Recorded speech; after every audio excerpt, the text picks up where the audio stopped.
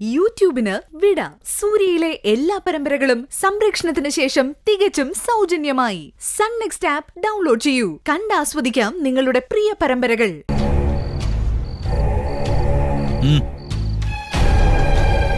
ഇത് പ്രിയ തലയിൽ പുരട്ടുന്ന ഓയിലല്ലേ? ഇത് ചവിട്ടിയാ പൂജ വീഴാൻ പോയത്.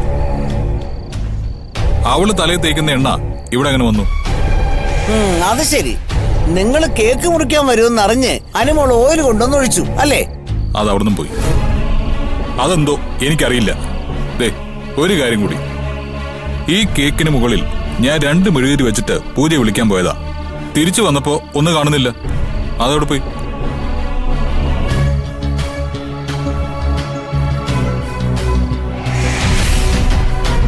ഓ, ആ പഴിയും എണിക്കാൻ വയ്യാത്ത അനുക്കുട്ടിയുടെ തലയിലാക്കാനാണോ? അജുവേട്ടൻ പറയുന്നത് ശരിയാ അച്ഛമ്മേ.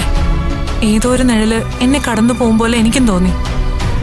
ഞാനത് അജുവേട്ടനോട് പറഞ്ഞതുവാ. നിഴലോ? അനുമോൾ എന്താടി പ്രേതമാണോ? നിഴല് പോലെ നിന്നെ അങ്ങോട്ട് കടന്നു പോവാന്? യക്ഷിയായാലും പ്രേതമായാലും ശരി, ഞങ്ങളെ മറഞ്ഞിരുന്ന് വാച്ച് ചെയ്യുന്ന പണിയാണ് അവൾക്കുള്ളതെങ്കിൽ അവൾ ഈ വീൽ ചെയറിൽ ഇരുന്ന് കാണിക്കുന്ന നാടകം നിർത്തിക്കോളാൻ പറയണം. നിനക്കെന്താടാ വട്ടായോ? അതോ ഇവള് പറയുന്നത് മാത്രം കേട്ട് ബുദ്ധിയില്ലാതായോ? മുകളിലെ മുറിയിൽ അനങ്ങാതെ കിടക്കുന്ന അവൾ എങ്ങനെ ഇവിടെ വരാനാ? അനങ്ങാൻ വയ്യാന്നുള്ളതൊക്കെ അവളുടെ നല്ല അഭിനയമാ. ഞാനത് എത്ര തവണ പറഞ്ഞു. അനാവശ്യം പറയരുത്. എന്റെ പാവം കുട്ടി, ആദ്യം അവളെ ഈ വീട്ടിലെ പേരക്കുട്ടി അല്ലെന്നായിരുന്നു നിന്റെ വാദം.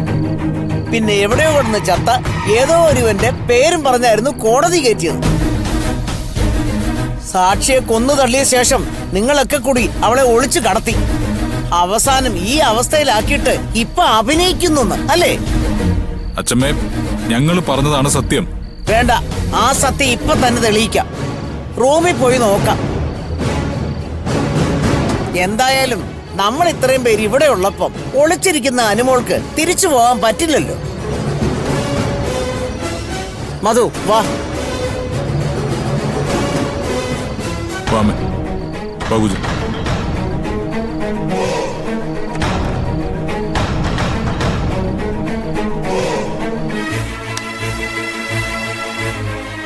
അനുമോളെ. അനു,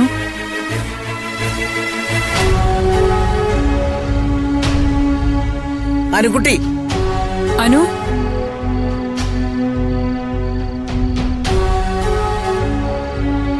കണ്ടോ, നല്ല ഉറക്കം കൊച്ച്.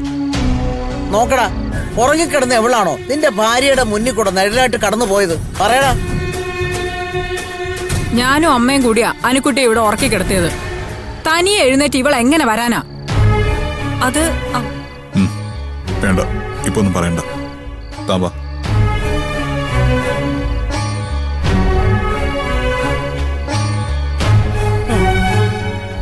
കണ്ടൂടാന്ന് വെച്ച് ഇങ്ങനെ പച്ചക്കള്ളം പറയരുതെന്ന് നിന്റെ മകനോടും മരുമകളോടും പറയണം. മാതിരി ഇന്ന് ഞാനുണ്ടായതുകൊണ്ട് അവരുടെ കള്ളം പൊളിഞ്ഞു.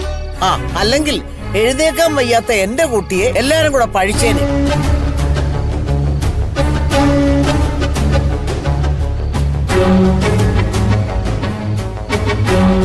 അമ്മേ, നാളെ മുതൽ അനുക്കുട്ടിയെ അമ്മയുടെ കൂടെ തന്നെ കിടത്തിയാൽ മതി. തൈലം ഇടാനും കുളിപ്പിക്കാനും ഒക്കെ ഇവിടെയാണല്ലോ കൂടുതൽ സൗകര്യമൊന്നും ഓർത്താ ഞാൻ ഇവിടെ കിടത്തിയത്. എന്തായാലും നേരം വിളിക്കട്ടെ, എന്നിട്ടാവാൻ ബാക്കി. അമ്മ ചെന്ന് കിടക്കാൻ നോക്ക്. ഇവളിനി രാവിലെ ഉണരൂ.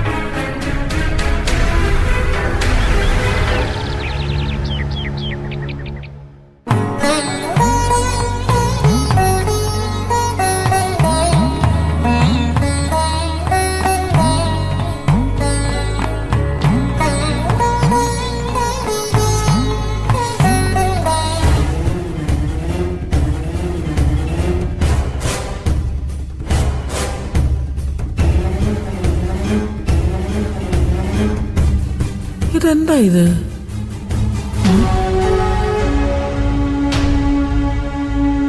മാതിരി കുഞ്ഞേ,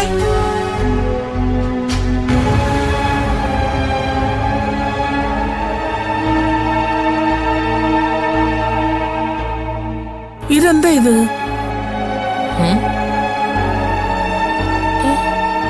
ഇത്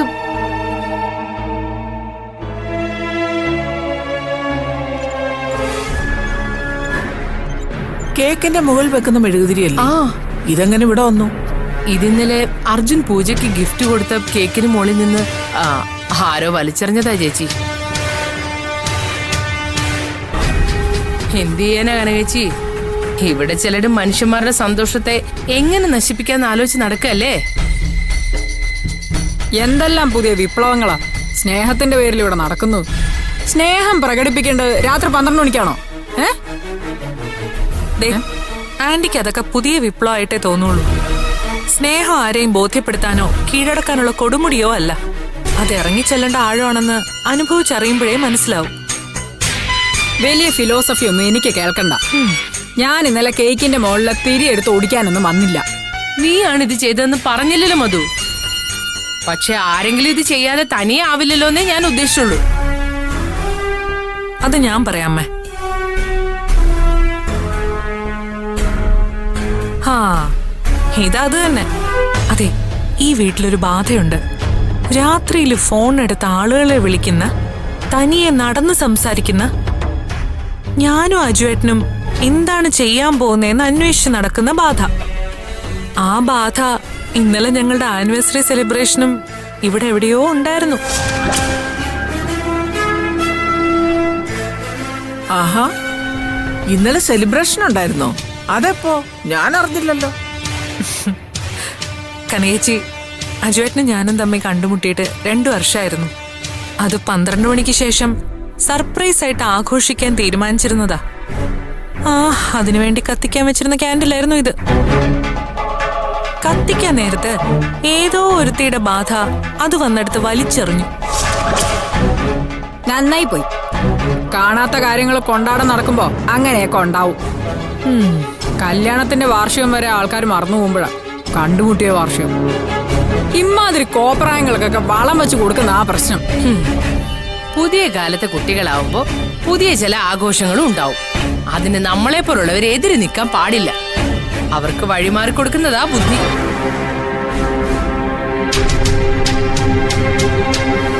ഇങ്ങനെയുള്ള എല്ലാ ചെറിയ ഓർമ്മകളും ഉള്ളി സൂക്ഷിക്കുകയും ആഘോഷിക്കുകയും ഒക്കെ ചെയ്യുമ്പോഴാ ദാമ്പത്യം സ്ട്രോങ് ആവുന്നത്. അല്ലെങ്കിൽ പേരിന് കൂടെ വെക്കാനുള്ള ആളാവും ഭർത്താവ്. പരസ്പരം അപരിചിതരെ പോലെയാ പലരും വീടുകളിൽ കഴിയുന്നത്. എന്നുവെച്ചാ? അയ്യോ, ഞാൻ പൊതുവേ പറഞ്ഞതാ. വസന്തനെ മധുവിനെ ഉദ്ദേശിച്ച് പറഞ്ഞതല്ല. എല്ലാവരും ഉറങ്ങുന്ന സമയത്ത് ഇതുപോലുള്ള കോപ്രായങ്ങൾ കാണിക്കുന്നതേ അഹങ്കാരോ. എന്റെ മധു, ഇതൊക്കെ ചെയ്യാൻ പ്രായമാവണമെന്നൊന്നുമില്ല. വസന്തനെ ആദ്യം കണ്ട ദിവസം മധു വസന്തനോട് അങ്ങ് ആഘോഷിച്ചോ? അല്ല, മെഴുകുതിരി എടുത്ത് കളയാൻ ആരാ വരുന്നത് നമുക്കൊന്ന് നോക്കാലോ. മെഴുകുതിരി എടുത്തു കളയാൻ മാത്രമല്ലമ്മേ, മധുവേണ്ടി നടക്കുമ്പോ തെന്നി വീഴാൻ തറയിൽ തൈലം കൂടി ഒഴിച്ചു വെക്കണം. അതും പ്രിയയുടെ തലയിൽ പുരട്ടാൻ ഡോക്ടർ കുറിച്ചു കൊടുത്ത അതേ തൈലം.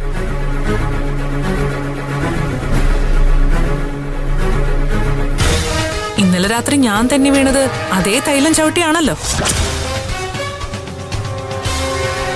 പക്ഷെ മധുവേണ്ടി ഇപ്പോ ഈ വീട്ടിൽ കറങ്ങി നടക്കുന്ന ബാധയെ അധികം വൈകാതെ തളയ്ക്കും. അതുറപ്പാ. പ്രധാന ബാധയെ ആവാഹനം ചെയ്ത് ഉച്ചാടനം ചെയ്യുമ്പോ കൂടെയുള്ള ഭൂതഗണങ്ങൾ കൂടി കുടുങ്ങാൻ സാധ്യതയുണ്ട്. അക്കൂട്ടത്തിൽ ഒരാളാവാതെ നോക്കിയാ മധു എനിക്ക് നല്ലത് അല്ലേ അമ്മ? ഒരു സംശയമില്ല, മോള് പറഞ്ഞു തന്നെ ശരി.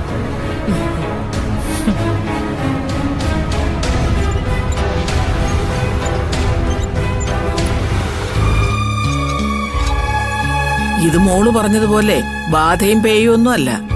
ഇതിന്റെ പിന്നിൽ ബാധയുടെ വേഷം കിട്ടിയ ഒരാളാ. അത് അധികം വൈകാതെ തന്നെ പുറത്തു വരും കനകേച്ചി.